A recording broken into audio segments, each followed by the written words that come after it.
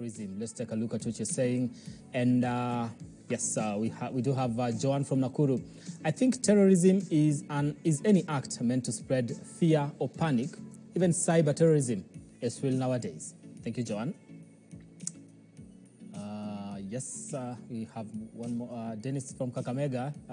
Terrorism is an act is an attack I beg your pardon, on human rights, whether physical or psychological. It denies people their right to feel safe, live freely, and express themselves. Okay. Moses from Juja says it's like emotional blackmail on a global scale. You're scaring people into submission. That ain't activism, that's control. Okay. Jamal from Rongai says terrorism feels like when peace is held hostage. It's fear dressed up as a message. Okay. Jonathan Simio says, is the unlawful use of violence and intimidation against the government and civilians? CJ, before we continue the conversation, can the state terrorize its citizens? It is doing it. It is doing it because, you see, the citizens are saying, look, things are going wrong. Instead of listening to them, you want to tell them, keep quiet. When they raise their voices, you terrorize them to keep quiet. Okay, so these charges that are being, trumped upon the people that have actually taken to the street to protest and the young people in this particular country can actually be reversed. Instead of Kenyans being charged with terrorism, like Boniface Mwangi here, like the newspaper is reporting, the Kenyans can actually charge the state for terrorizing them. I'm thinking about the kind of charges that you can bring against the state. But, I mean, what you can bring against the state is taking action to deal with those people who are terrorizing the Kenyan people. To deal with the president, for example. The president is terrorizing his own people. Okay.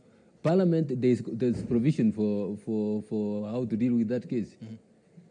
Parliament is supposed to take action when the president is violating the constitution and impeach him. You talked about capture. Parliament is captured. The president has captured Parliament, so they cannot even dare to do anything. So that's another way of, I mean, you don't have to get somebody and tell him, look, you are the one who is terrorizing the people. There are means. The Constitution, is provided for. Okay. Has provided for to deal with those kind of situations where the president is violating the Constitution. The Constitution that is sought to protect and defend, when he's not doing it and instead is using it, is weaponizing the justice system against his own people, you get him out. Okay. Now, Parliament is not doing it, and that's why I have come up and I have support to remove him in 2027. How confident are you that you're going to get him? Very confident. Very confident. People are tired. People just want change. People want change. I told you that I don't have money. And I'm going to appeal. I'm already appealing to the Kenyan people. We have set up a website, and within 2 days we have received good money. How much are you talking about? Within 2 days in Kenya we had more than 500,000 shillings. Okay. Those in the diaspora have put in dollars. Okay. So that tells you that the Kenyans want change. Want change. So I'm appealing to the Kenyans. The website is there, davidmaraga.com. Please support us. We remove this government. And you know why I'm doing that? Yeah. I wanted to change the electoral system in this country. Given an opportunity, that's one area I'm going to address. So that young people who have no money, ladies who have no money, anybody else who has no money but has leadership qualities can come and be elected. This issue of spending billions of shillings, and look at what is being done. Somebody spends billions of shillings, not a penny that he has worked for, but all that money is money that they have stolen. We wanted to stop that. Okay. So that, even those who don't have money but have leadership qualities, and they can come, they be elected, and the country runs as it is supposed to run. Okay. CJ, let me ask you, that is good, and we were talking on this particular show earlier on in terms of just how that will change the politics of the country. But this is the thing. You're going against politicians, legacy politicians for that particular matter, who understand the need to use money to get this office, and they have a public that is willing to receive the money. How do you compete with that? You know, looking at you go to a campaign trail, people have lined up and they've been given 500 or 1,000 shillings each. Then you go there and you tell them, by the way, Mimi, I am not giving you money. What I'm here to do is listen to, tell you exactly what I'm going to do for you. And yet there's another politician addressing somewhere that is dishing money. How do people stick with you when they can continue with that particular narrative that has always existed? In the past, they would never even have given me a chance to say anything. They would just dismiss me. And these people, it's not because they so much like those people, those who are giving them money. These are people as a result of desperation, very, very poor. That when you give him even 500 shillings, he says that at least for today, I can get something to eat. Yeah? And the politicians have understood that. They are taking the vulnerable state of the Kenyan people who are very poor. Some of them don't even understand. Some think that to be elected or to vote, somebody needs to give you some money. But that is changing and changing drastically. Okay. I have gone out and, like last weekend, I was in my home area for a funeral. I stood with borders. And they were saying, look, CJ, what have you got to give us? I said, no, I have nothing to give you. For if anything, I'm coming to you to assist me. To assist me. We wanted to change this. What response did you get from them? Some said, no, we don't want to hear that. A majority of them said, you are right. Because I told them, this money you are being given is money that has been stolen from you. It's money that has been stolen from you. So you are being bribed to vote for them, and you continue suffering as you are suffering, with no medicine in schools, in hospitals, with no funding for schools. That's what you say. And most of them are agreeing with that. Okay. Most of them are agreeing with that. In fact, what some of them told me is, we will take that money, but we will vote for you. We'll take the money and vote for you. Yes. So that is giving you enough confidence in terms of the trajectory that you're going to take, and also that the campaign in general. Initially, you had mentioned something about Parliament having been captured. In an ideal state, in an ideal country, in an ideal democracy that we have in mind and you have in mind, what would have happened to the current administration, the executive, together with the legislators, if at all what you're witnessing in the country is anything to go by? I've already said it. Parliament would have impeached the president, and we go back and elect a president who knows that is there to lead the country, and is not there to have a clique of people who are looting the resources of the country. Okay. The provisions of the Constitution are there. I told you our aim is to reset back the Constitution. We have Article 10. With principles that we are supposed to follow. They are not being followed. People with the disabilities. What does I think it's Article 54, which says, look, at least 5% of the people who are appointed, who are elected, should be people with disabilities. They are given a quota. Okay. That is not being followed. I talked earlier about, you remember I talked earlier about giving advisory to Parliament, to the President to dissolve Parliament. Yeah. Parliament was supposed to within 5 years of promulgating the Constitution in 2010, to enact legislation so that not more than 2/3 of any elected members or appointed, those who are appointed to government, come from one gender. They have never done it. Other countries have done it. Okay. Rwanda has done it. Wait a minute. Rwanda has done it. These are among the things, when we talk about reset, we are going back to the Constitution. The public finance principles that govern how public funds are supposed to be utilized. Transparency, accountability are there in an article, I believe it is Article 211. They are there, and they are guiding as to how we should deal with our finances. Who is being accountable? Who is being accountable with the wastage? Okay. Instead, we are having a country that is wastage. The traveling that is being done of late is, I mean, those who know how much is being spent there. The office of the president itself, how many advisors does he have? Advisors who are advising him on what the CSS he has employed are supposed to advise him, on what the PSS he has employed are supposed to advise him. So and each advisor, there are more than 30. Each advisor, at the end of the day, goes with all the perks that he gets. It's about 2 million shillings a month. Do you believe they are unnecessary? They are unnecessary. They are unnecessary. At least even if he needed some, they could not be more than 5. You have this. All this is being done to appease or have friends getting money from the government that the government is not supposed to spend. Right. That's why I said, if we manage our resources well, we have enough money to deal with the challenges that we have. I want to finish on the aspect of the political environment so that we get into what the economy will look like under President David Maraga.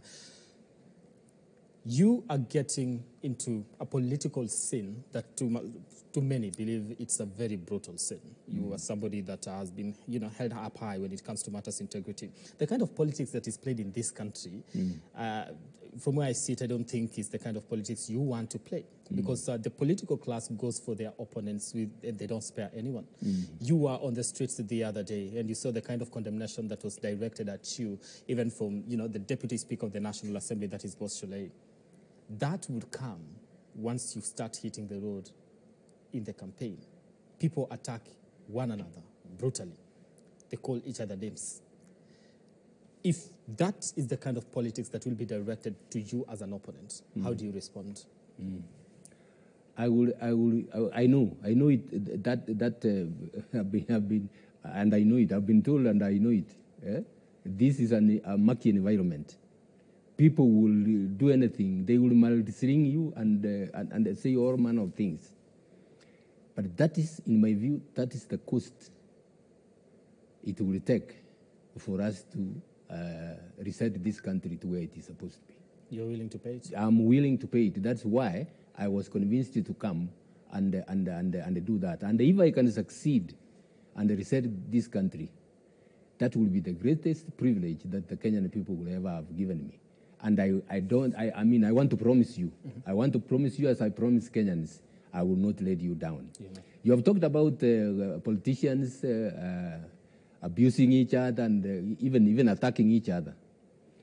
I will avoid that. I want to deal with the issues. I want to deal with the issues. Those attacks are meant to cover, somebody's weaknesses.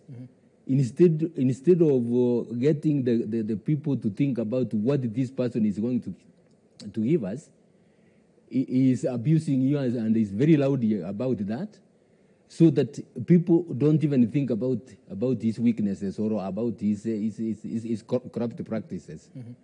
We wanted to change that, and as I told you, we are going to change the political landscape in this country. We are going to change the political landscape in this country so that people obey the law and they know they are serving people. They know that what leadership means is to assist people achieve their aspirations. Okay. Yes. Somebody is asking here, he has been criticized of lacking charisma and oomph for a presidential candidate. Will he match his competition? Is he worried about that? What is charisma? What's charisma? Charisma is being able to communicate. I may not be an orator.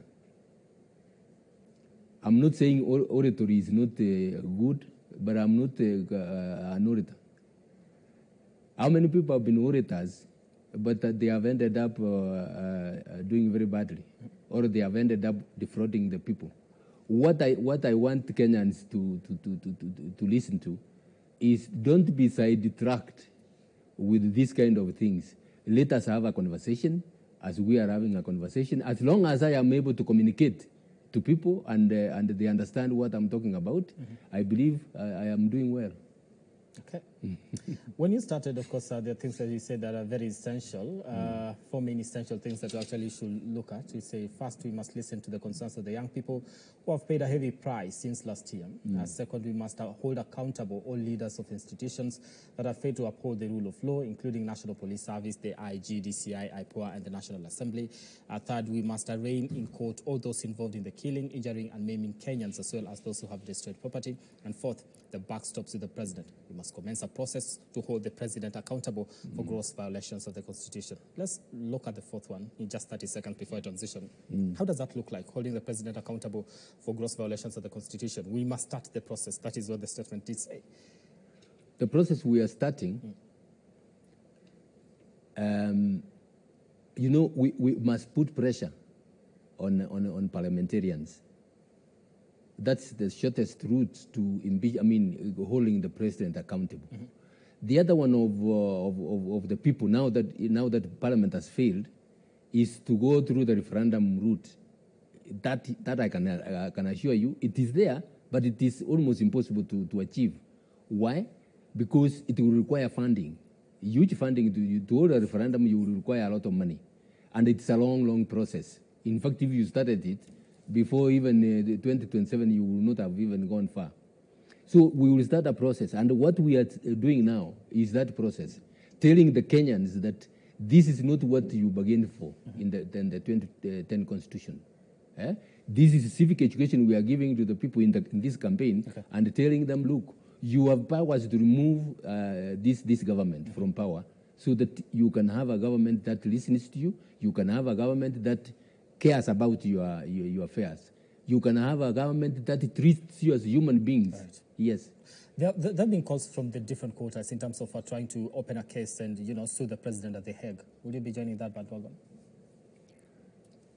If somebody takes it up, and I will not be surprised if the Hague are working on that. If there's any information that we will have, we will give it. If people are being kidnapped and they have died, Kenyans need to be told who is behind the kidnapping of these people. Who is behind the killing of these people? Kenyans are not supposed to be killed. That is you take somebody's life, and you just want to walk away with it. Okay. Yeah. Let's take a look at what the economy right now. Companies. You ask the state will say, the economy is doing well. We've been able to stabilize one or two things. You get to the ground, you see companies closing down, others laying off, and citing struggling, economic environment and all that. Under David Maraga, based on what is happening right now, how would you assess the economic situation of the country, and what will be different under you? The economy has been battered. As you have rightly said, companies are closing shop and going to other countries. Employment has been reduced drastically. People are not getting employment. Under me, we will work with the experts. For example, in agriculture, we need to reform agriculture. That is the mainstay. Have extension services going to the rural areas, to every corner of the country, so that the farmers are advised on how to grow their crops to get maximum yield, how to take care of the animals so that they are able to earn from that. And we begin things like cottage industries, where businesses are done in the rural areas, where they are able to, where the people in the local areas don't have to come to Nairobi and live in slums, when they can, join an industry which is near them. Then now we will look at industry. As I told you, we have a huge problem with the industry. I have talked with quite a number of businessmen, those who own factories. The major problem they have is the power, the cost of energy. The cost of energy. We have challenges with energy.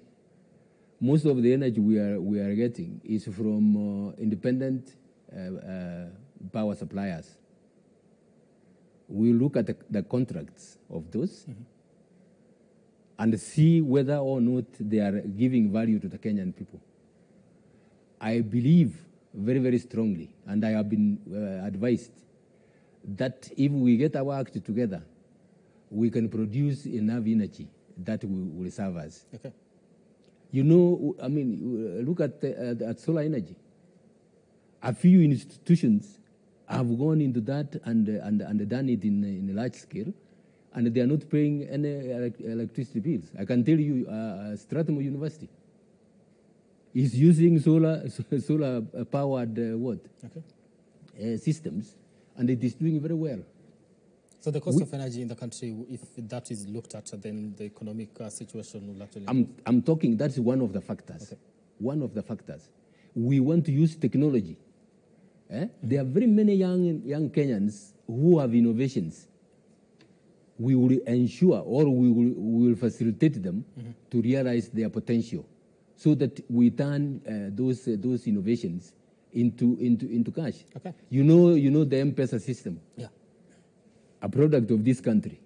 The world wonders where we are. Assume for a moment that was not done.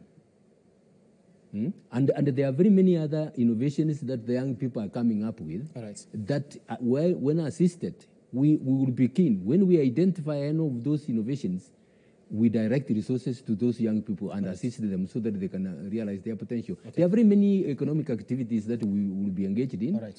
One of them is clean water. Okay. Clean water is a huge challenge. Like in the rural areas, in some parts of this country, you just need to harvest. All right. Okay. Rainwater, right, and redirect it to where to use, so that you don't have to buy water. Okay. So there are many activities that we are working on. When we come with our manifesto full, you will see the kind of activities that we want to engage in, right, so that we can revamp the economy. And we really hope that you actually get to push through with that particular manifesto, because manifestos have been presented before, and in most cases people just say they look good on paper, but when it comes to implementation, that's where it's actually that's why I told you. Kenyans need to seriously think about the leaders they are electing. All right. Let us not be guided by what you said. Orators, orators who will promise you heaven on earth, but at the end of the day, from their record, they will not deliver anything. If anything, they will come and continue stealing from you. I want to wind up, but I want to ask you this. We have a united opposition in the country. Right now, there's been that political rhetoric from the political class, and actually political analysts that say for this government to go home, the opposition and everybody opposing the government needs to work in unity. Are you looking at a possibility of joining the united opposition, even if... I don't know what you mean by united opposition. What I know, I understand, is that there are several people who have come up and are opposing Ruto, which is quite okay. I have said what I want to do, and I believe that is for the good of this country. Okay.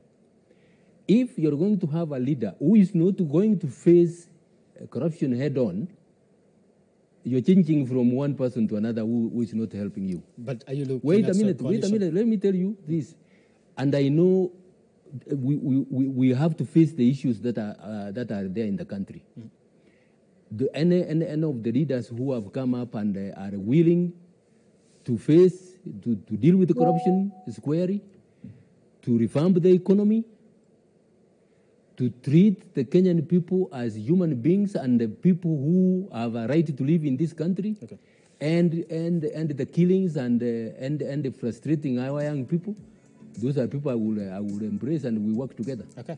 But if somebody is not keen on that, I would find it difficult to work with him. Okay.